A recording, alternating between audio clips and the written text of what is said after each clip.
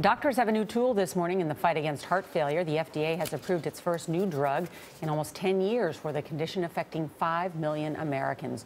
Our Dr. Tara Narula is a cardiologist at New York's Lenox Hill Hospital. Tara, good morning. Good morning, Nora. So how is this drug different? So this drug is meant to target patients with systolic heart failure, which is about 2.5 million Americans. It's called Cardiologist. It's an oral pill that we taken twice a day. And basically what it does is target the heart rate. We know that patients with heart failure don't do well when their heart rates climb. And so this drug specifically targets the pacemaker cells in the heart, the ones that produce the heartbeat, to slow them down as much as 15 points. The reason this is nice is because the other drugs, the standard ones that we have for heart failure, in addition to slowing the heart rate, they also drop the blood pressure. This drug should not drop the blood pressure. And so it's meant to essentially be added to the standard regimen, not to replace it.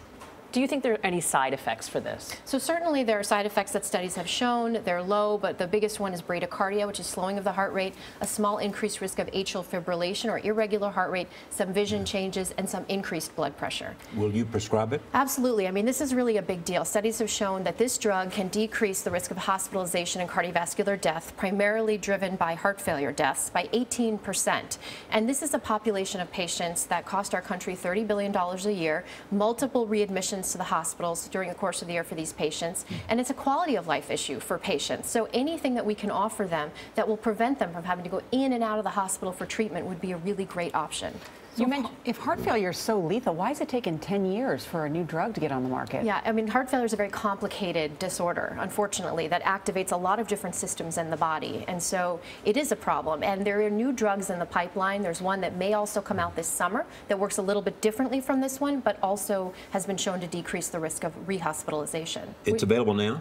No, this drug, Cardiologist, was just approved by the FDA. So how long does it take to get it on the market? I actually am not sure. I'd have to ask Amgen, which is the company that makes it. But we should tell people the cost, because this is expensive, close to $5,000 a year, right? Right. So, well, $375 a month, up to $4,000 a year.